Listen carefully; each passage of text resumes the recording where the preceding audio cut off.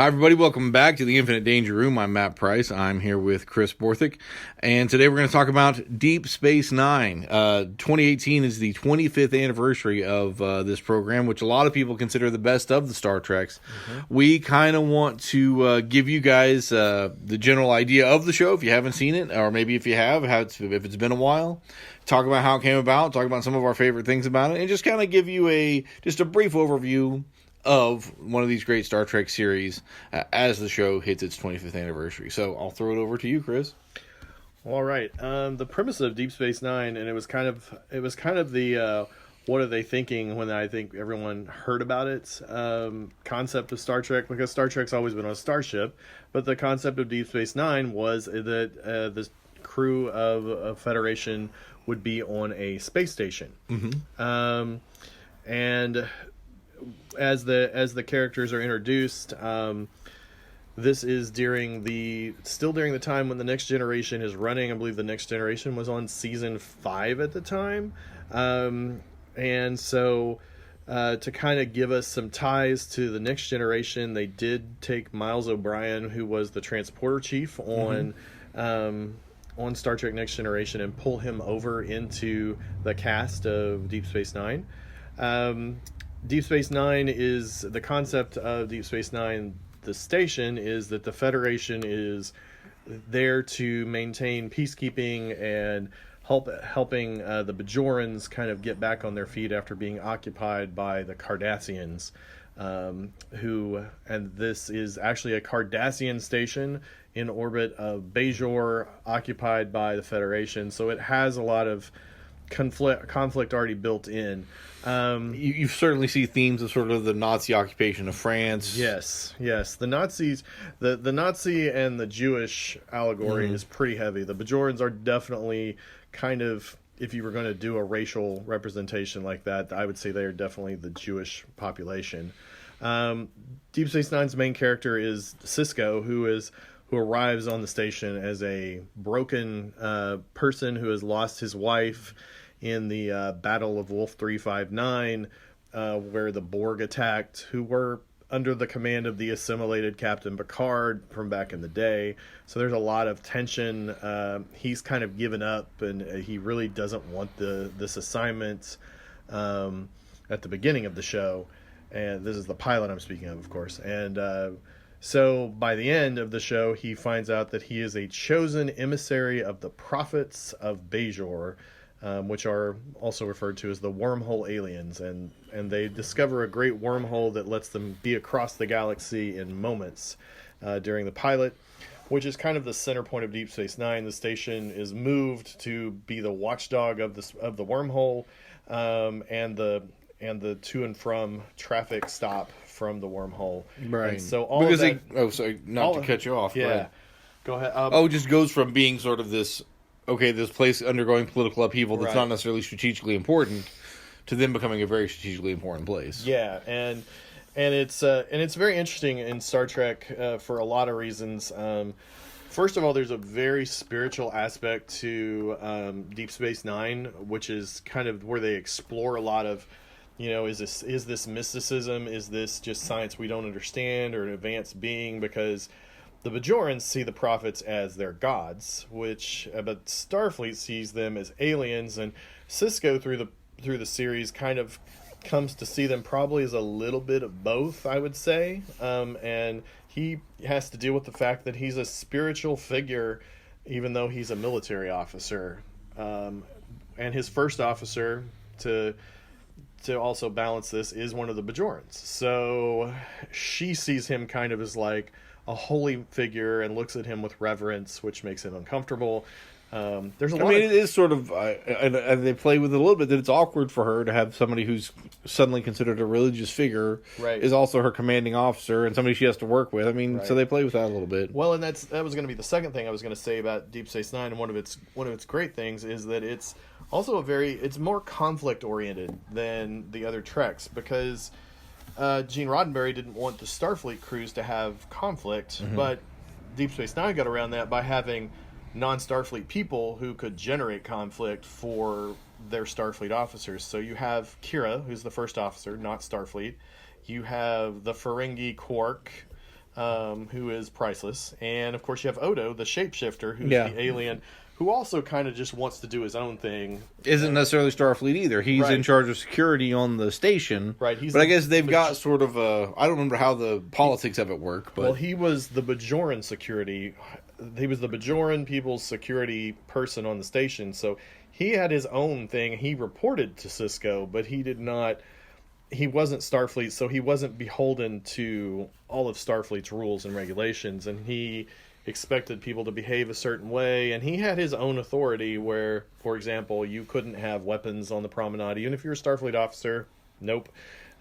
He was very adamant about controlling, and he evolves as... They all evolve as characters, which is, one of the cool things about the show.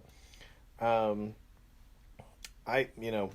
talked a lot, so if you want to jump in now. Well, we haven't really mentioned Bashir, who I like a lot. He's the doctor, who gets kind of this quirky relationship going with Miles O'Brien. Like, they just have this...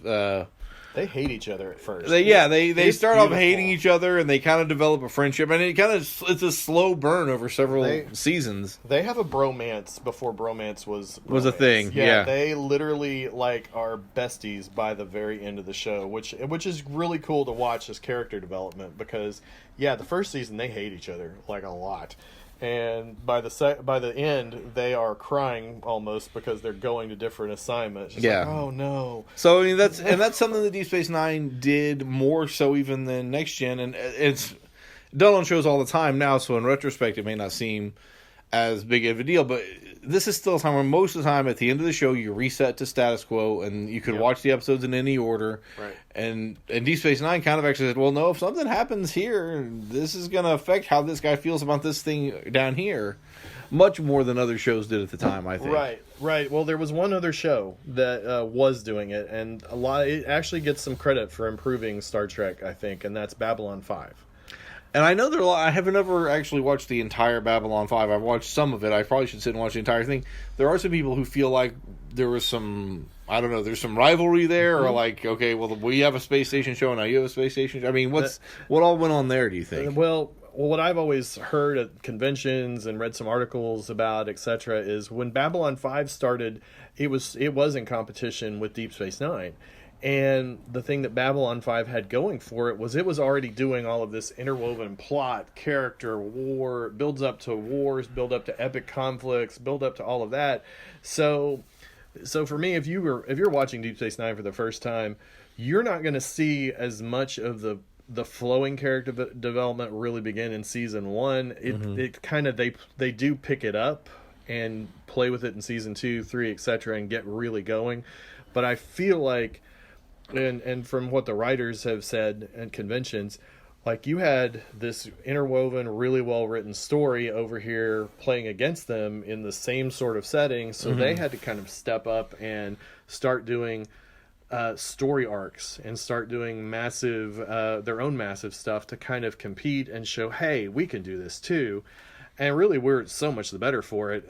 Competition really does bring out the best, I think, in people in this case. So Babylon 5 also is a great show, by the way. So I would say all but season 5, which that's a whole other podcast. But I mean, it really worked for us. And of course, Deep Space Nine then benefits further because we eventually do get Worf, because Michael Dorn at the time, I guess, had made it a life goal to be on every Star Trek ever. So he shows up right after Generations has occurred and the Enterprise has crashed. So he comes in when the Klingons are causing trouble around the Deep Space Nine story, and it becomes their expert and then becomes their strategic operations officer, I think is what that is. So some great Cardassian villains on this show. Gul Dukat is one of the great Star Trek villains of all time, really. Definitely. Somebody that if they'd wanted to do, I don't know how that would work now, but like when you're talking about maybe some of the Star Trek movie villains being not as strong as some of the episode villains, like Gul Dukat you could have put a movie around that guy. Oh yeah, he was a very sinister, and they played him very well throughout the series, because you kind of were sympathetic to him at points, the way he told his story and acted. But they're eventually toward the end, they kind of reveal just how evil he is. And I mean, it's a very well done. It's like, he's a great villain. You have Kai.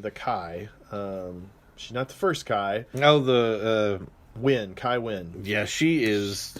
Whew, really rough villain. Yeah, oh my gosh, she's that villain. Throw stuff at the TV type villain. Yeah, right. And she's kind of like, she's almost like Lex Luthor from the Superman comics when he was a businessman. It's like he shows up and it's bad and things are going to go, but there's nothing they can do about it. I mean, they can kind of thwart the plot, but they can't actually touch her because she's the holy pope of... Right, essentially the pope, more or less. And she's played by Louise Fletcher from One Flew Over the Cuckoo's Nest. Right.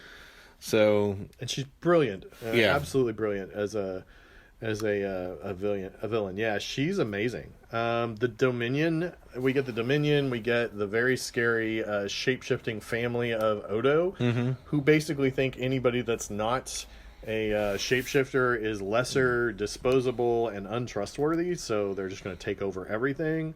I mean, they're scary. The Jem'Hadar are scary because they are the ultimate suicide. Victory is life. Oh yeah, we'll ram our starship into your starship to win. We don't care.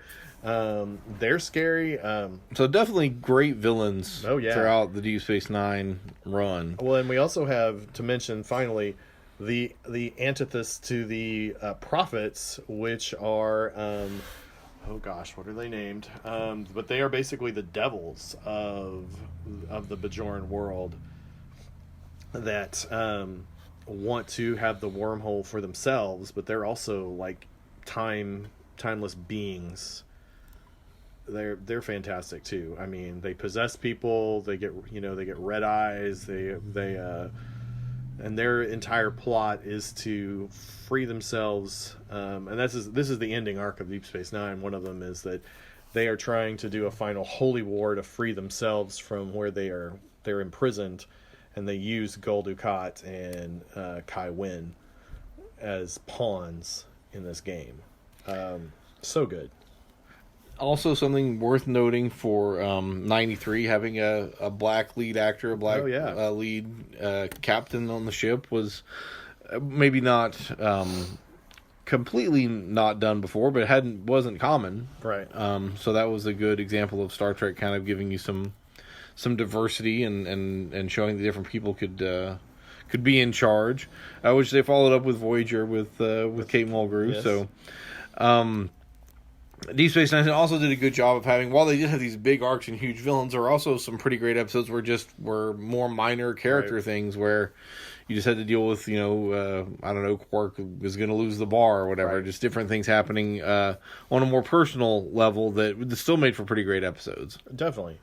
And speaking of Quark, I mean, there are some fantastic Ferengi episodes where you get a lot, because the Next Generation, you get the Ferengi as sort of piratey, sort of comic relief-ish. Yeah. And I mean, they're still comic relief, don't get me wrong, but this whole idea that they are the ultimate businessman really gets fleshed out in Deep Space Nine, and you get some great characters. The Magnificent Ferengi is a fantastic episode where they assemble a group to free Quark's mother from the Dominion. I mean, there's some fun ones in there. You get really Wallace Shawn as a guest star as the, I can't remember what they're called, the lead for the Grand Nagus. Yeah, Grand Nagus. He's great. Yeah, we get and Quark's mother is the rebel female Ferengi who wears clothes because females don't have rights, but they kind of do. I mean, some of that stuff I wonder if was set up originally as a joke, but then they kind of play into what are the cultural ramifications of this? Right.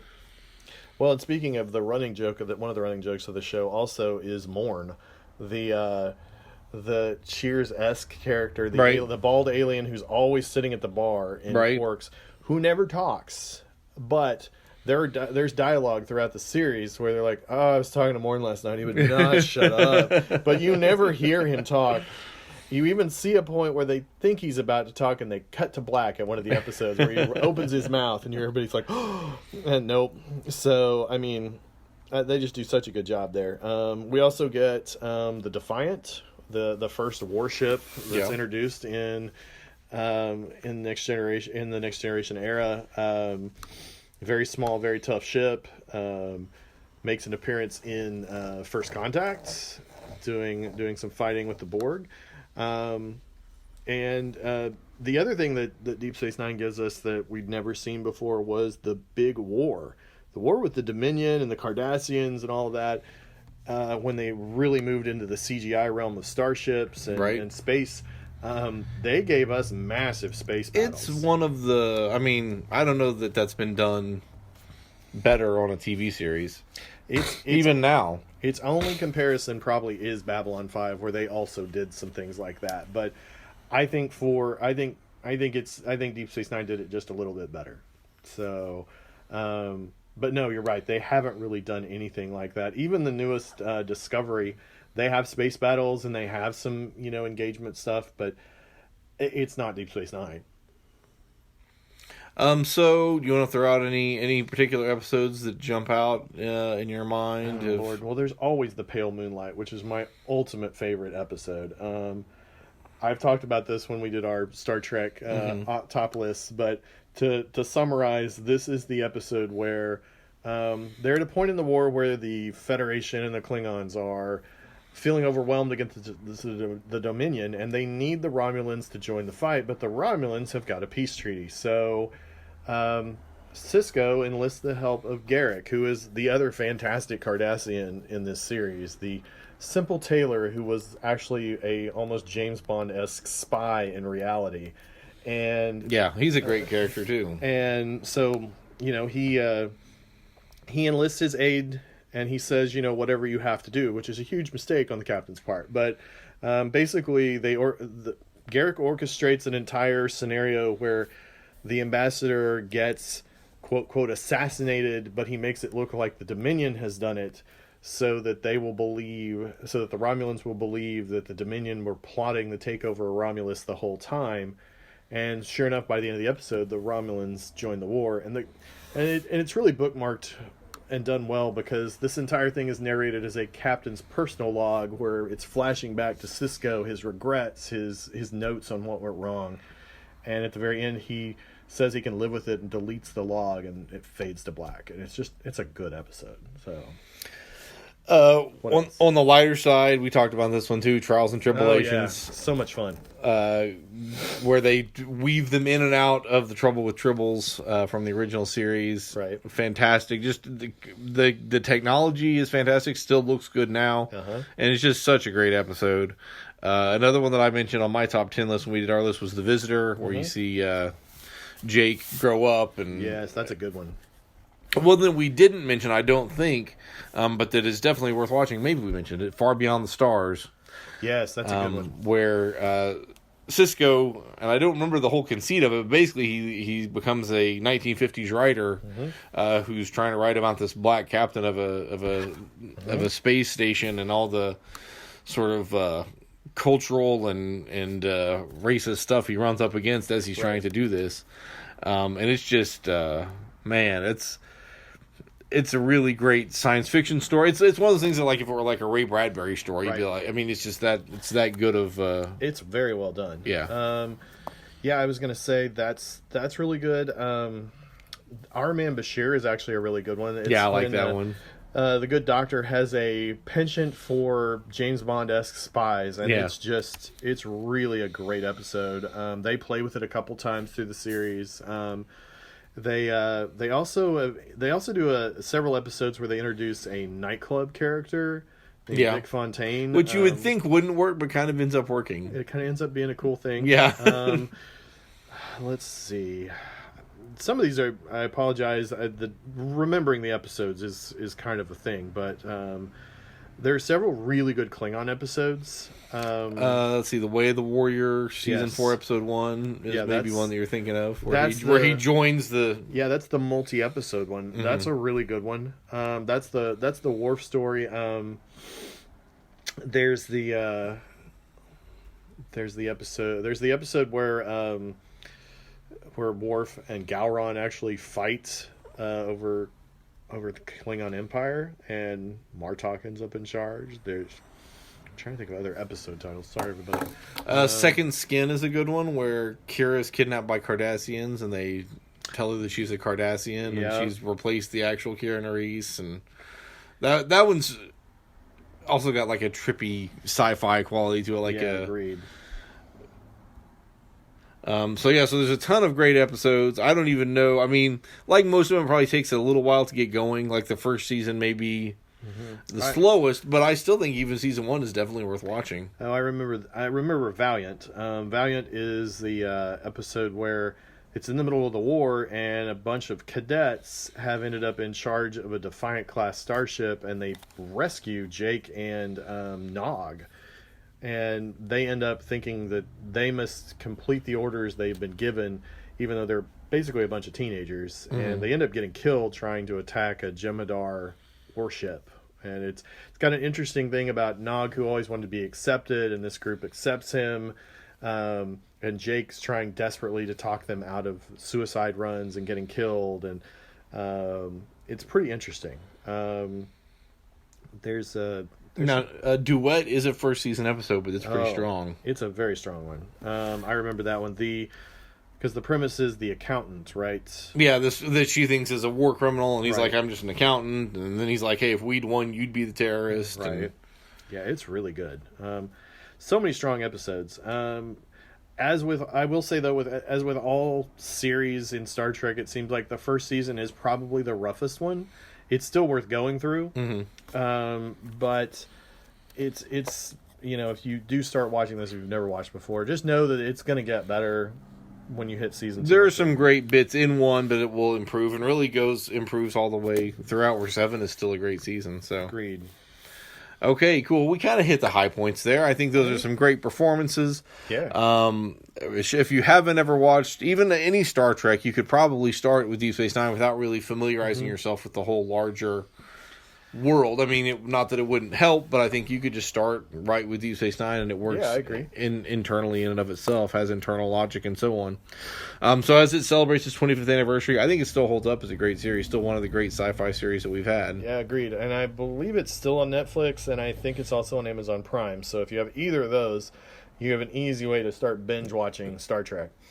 Yeah, it used to be a lot harder to do this, and now you can just kind of... Right, we had to go get the DVD sets and sit down and do that, because, But now, it should be relatively easy to jump in. So, okay, hey, what do you think? Have you watched Deep Space Nine? Do you want to ask us questions about it? Do you want to share your thoughts? You can tweet at us at Danger Infinite. You can find us on Facebook at Infinite Danger Room. Shoot us an email at infinitedangerroom@gmail.com. You can also listen to the show on SoundCloud or via newsok.com, or you can leave us a rating and a review on iTunes. We'd love to hear from you there. But in the meantime, we'd love to hear your thoughts on Deep Space Nine or any of our other programs.